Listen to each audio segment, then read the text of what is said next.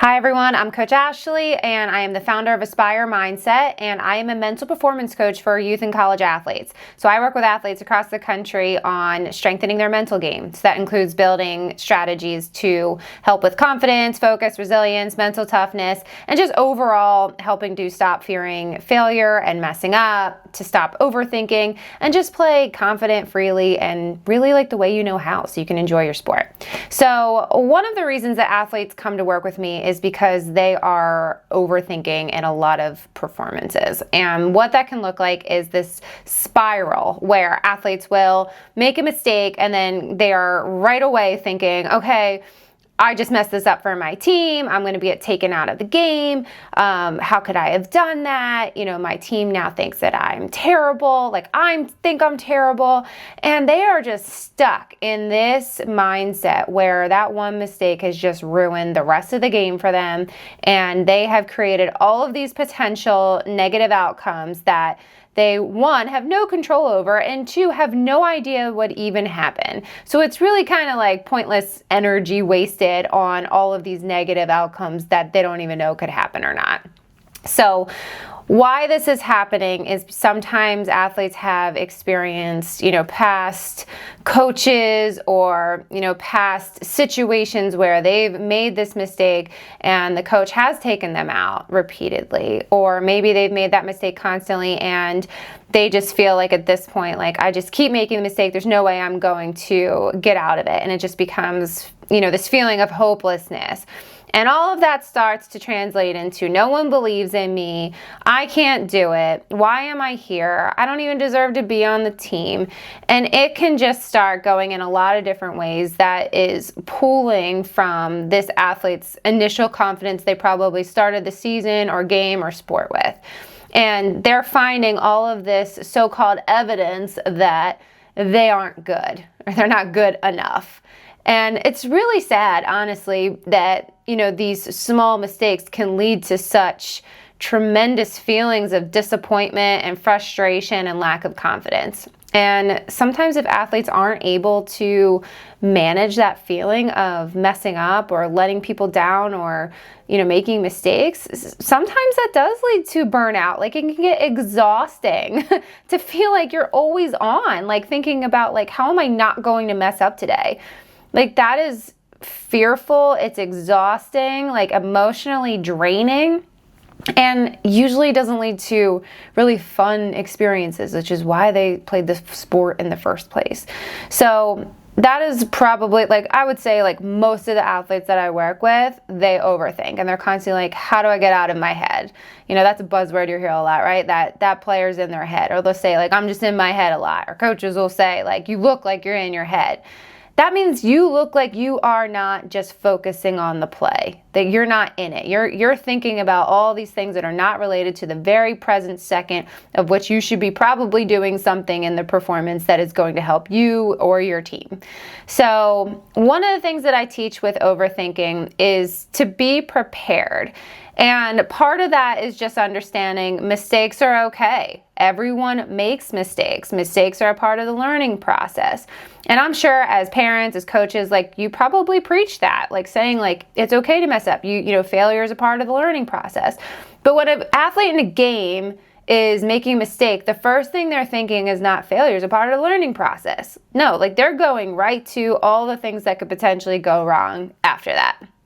So what we try to do is reframe just the idea of mistakes and look at it as, be accepting of mistakes. Like, let's just develop acceptance that they're going to happen. Like, let's just right off the bat say, they're going to happen. You're going to experience a lot of them forever. Hopefully minimal, right, later, but like, you're never going to just be perfect the rest of your life. So let's just get that over with. Like, we are accepting they're going to happen.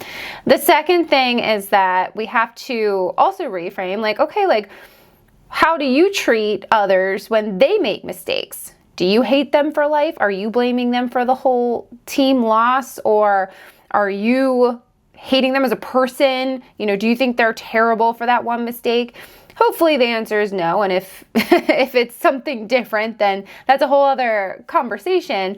But most of the time athletes like, no, like, maybe I'm frustrated for a second, but like then I forget about it. I'm like, exactly. Like that's what mostly your coaches and your teammates are also doing. Like they expect you to get over it and learn from it and try not to have it happen again. And if it does, it's fine. You'll still learn from it again.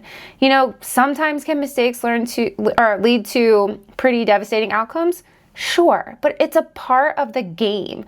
So the more you can accept that that's going to happen, like the easier it's going to be to be like, okay, how can I be as prepared as possible so when mistakes happen, I can just keep playing? Because athletes start to find that like sometimes their best plays are the ones after a mistake. So it's something to look forward to. So that's kind of the idea. And that's honestly what mental performance is. It's the idea of being prepared. The more prepared you are for challenges, and the more tools you have in your tool belt to pull out, to be able to use in a lot of different situations, the more adaptable you'll be as a player. Learning how to be mentally strong in all of these different types of challenging environments, going out for a tryout, championship game, fighting for a spot, like whatever it is, like the more prepared you are for it, the less stress and easier time you're going to have actually just going out there and competing and not worrying about all these potential negative outcomes that could happen. So one of the, kind of getting back to how to reset in the moment though for athletes is that one, we do want to make sure that they are preparing and know that mistakes will happen. But in the actual game, athletes should have what's called a reset routine. So I teach this to all athletes. It is single-handedly the most effective strategy that I have taught them because most of them are dealing with with overthinking, with mistakes and fearing failure and fearing messing up. So there's 3 steps to a reset routine, and when we create the routine, the goal is to make it simple and repeatable. So the simpler we can make it, the easier it will be to remember and apply consistently. So usually, like if we develop that kind of routine within 1 or 2 weeks, athletes have it like down pat. Like it is automatic. They don't even have to think about it. They can just go out there and do it. And which honestly means like they get to just play. Like they don't have to think or overthink.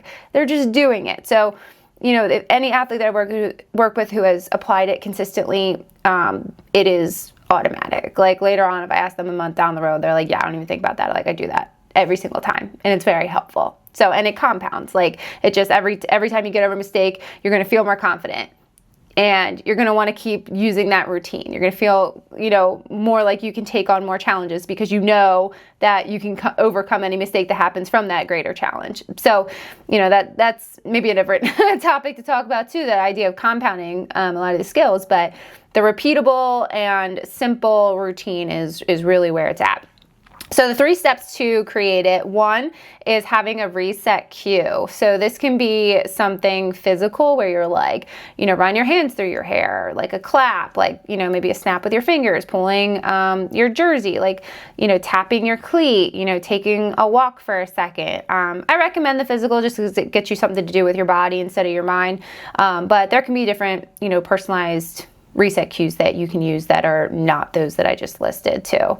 And I guess it depends on your sport too, and something that you can do easily in the moment. But the second thing, right, or actually, sorry, the first thing, right, the idea with this reset cue is that it's just telling you in the moment, like, hey, time to move on. This is your cue that's done, move forward now.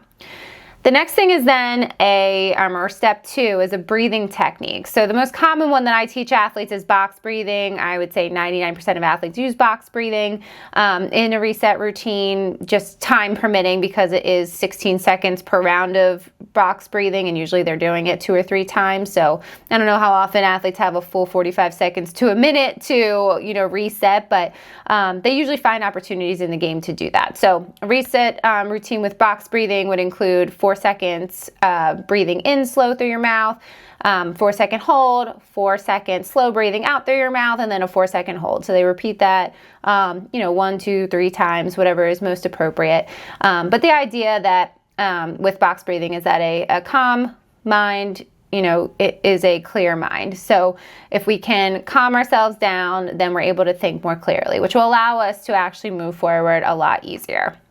So with box breathing, especially in times when maybe you don't have a lot of time to reset, box breathing and a reset routine would be good, like before a game starts, at halftime. If there's a natural break that's embedded into your performance, like that would be when to use box breathing specifically. If you don't have that time and you need to get over it pretty quickly, another one is the physiological sigh. So that's a deep inhale through your nose, an extra inhale at the top through your nose, and then slowly releasing through your mouth, or just deep breathing. Honestly, just deep belly breaths if you need to, just letting it all out. Deep breath in, feeling all that air being pushed out on the way out. So any of those techniques, if you have another breathing technique you use, great. It's just the idea of calming your mind.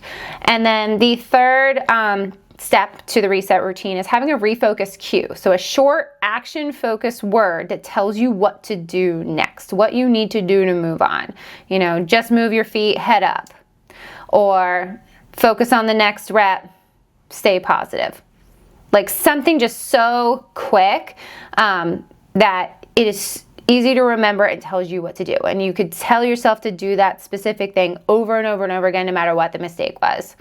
So that's one that you can play around with. I've had athletes, we develop one together the first session. By the second session, sometimes they're like, I actually like this one more. And I'm like, great. If that worked for you to move on, perfect. Like then it worked. But you know what I'm saying then. Like if that one didn't get you to feel like you were not thinking anymore, then we got to find something else. And what's great is that they're actually reflecting on it. They're using it and saying, yeah, I think I need this instead.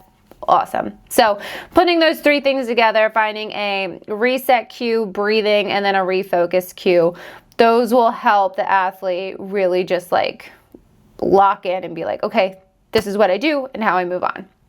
Very, very effective. So I recommend that you give that a try or talk to your athlete about that. It only takes a couple of minutes to make one up, so it might be worth it to, maybe write it out and see what they might want to try at their next game or practice. And the last thing that I want to discuss with overthinking is that there are athletes that once they develop this reset routine, they feel great in the game. They're like, yeah, you know what? That worked for me so well. I was able to reset the entire game.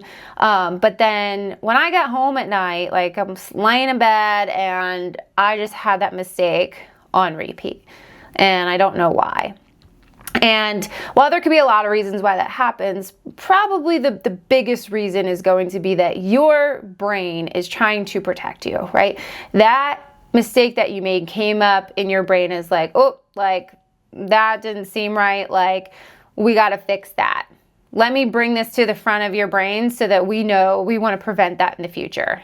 So that's why it's on repeat saying, okay, fix me. Like what happened? Like, how do we fix it? So why we keep playing it on repeat is because we haven't given it a solution yet. We haven't said, thank you for showing up. This is what I do. Appreciate your help, but I'm good now. And taking a little bit more authority with that mistake, going like, you need to stop. Like, I already know how to respond. This is exactly what I do in the future. And that play is done. So it takes time. It's not like a magic cue, like it's just going to stop altogether. But I would definitely recommend maybe getting a journal out. I journal with all my athletes, like them writing it down and being like, all right, like get it out onto paper, or, just being able to respond to it. So I hope this helps, and best of luck to you, and hope to hear from you guys at some point in the future.